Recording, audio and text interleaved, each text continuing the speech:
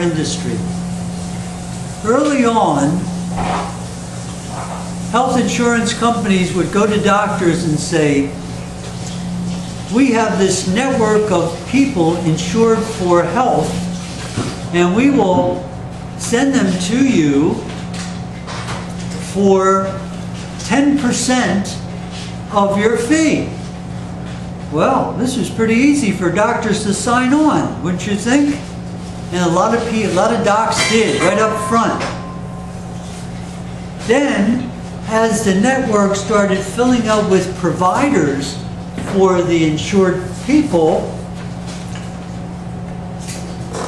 the percentage went to the next doctors that came on. They were given 80% of their fee. The insurance companies were taking 20%, and then 30%, and then 40%. And so that's why conventional medicine offers us doctor visits that are no more than 15 minutes, most often 10 minutes.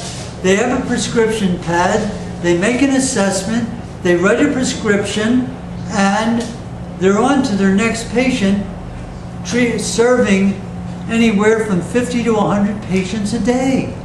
They don't have any more time than 10 or 15 minutes. Medical students are trained to assess a patient in 10 to 15 minutes. That's not true of holistic health care. On the initial visit, the initial intake visit is an hour to an hour and a half. The follow-up visits are a half hour or more, if necessary. The more the holistic doctor gets to know the patient, the easier it is for him to teach the patient what to do and guide the patient to health. So, in answer to your question, the unseen cost of medicine is very high, and most of the holistic docs charge out of pocket. My sister was seeing a doctor who she loved, and she said, I love my doctor, and it's covered on my insurance, so she just pays very little bit to see her doctor. I recommended a holistic doctor in our neighborhood in New Jersey.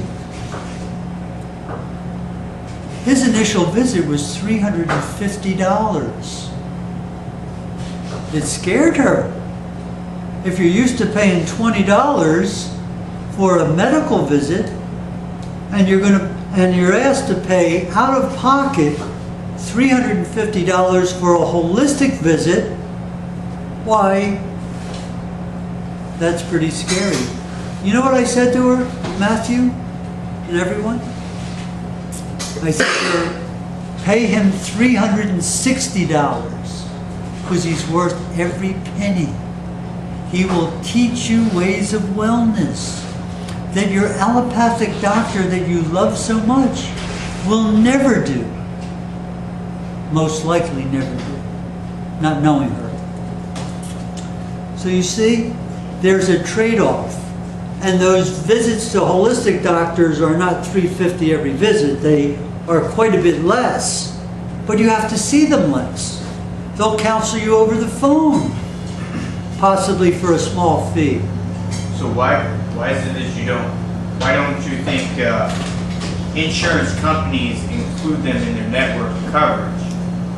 They're beginning to include acupuncture physicians, doctors of Oriental medicine, some are, chiropractors, and massage therapists. Those three. And not every insurance company. But and only to a limited referral, right? Yeah. As a referral. Referral from a doctor. Yeah. Yes. Well, hold on. Is there a difference between referral and coverage or something? You can't walk into there if the insurance company doesn't see it as a necessary use of the medical tool or resource, so it's not covered. That's really the difference. It's a trade-off. Holistic health care your self-care at home, I encourage students to develop a clinic in their kitchen with equipment that is health promoting. You know, the expense is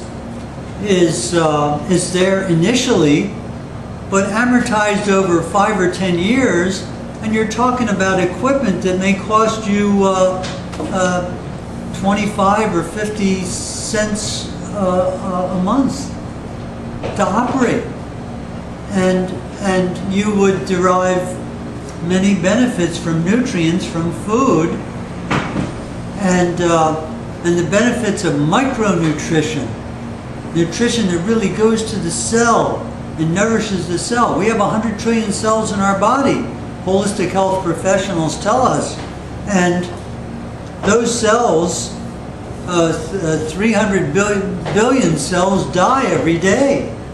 There is a life and death symphony going on daily.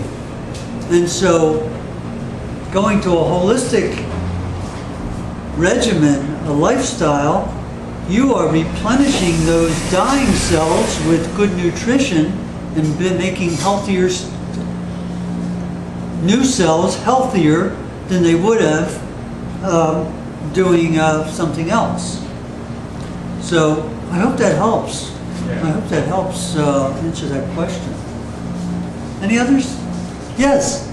I know it's late, but is there what's your number one health concern, one, and how would holistic health address that number one health concern for America? Good question. The number one health concern is, as I mentioned earlier, the silent killer, inflammation. Our body reacts to toxins in our environment, either food, air, water, sick buildings, and their insults are on our immune system.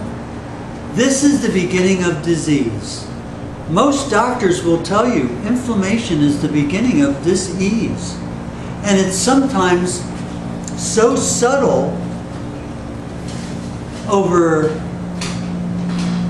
from childhood into our 20s that we don't even acknowledge it. We keep plowing ahead and we ignore these simple symptoms, these little symptoms. Oh, it's a little of this, I got a little ache, or this doesn't work so good anymore, but I keep plowing ahead. That's my major concern. That's to catch dis-ease at its earliest stage and teach people to avoid it going any further, because this leads to every scary disease you can think of. Diabetes, arthritis, cancer,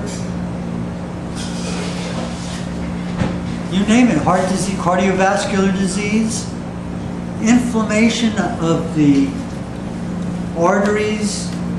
You know, they did a test of blood of elementary school students, boys, who ate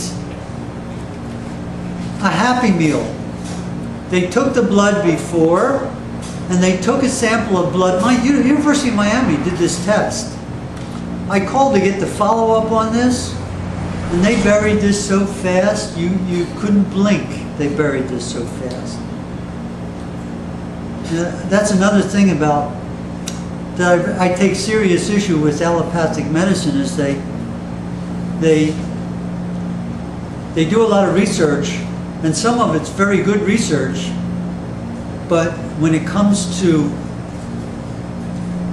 quick and inexpensive healing for patients, they ignore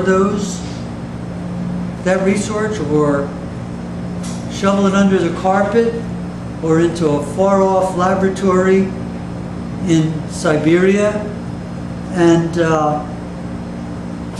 So they took these blood tests of these children.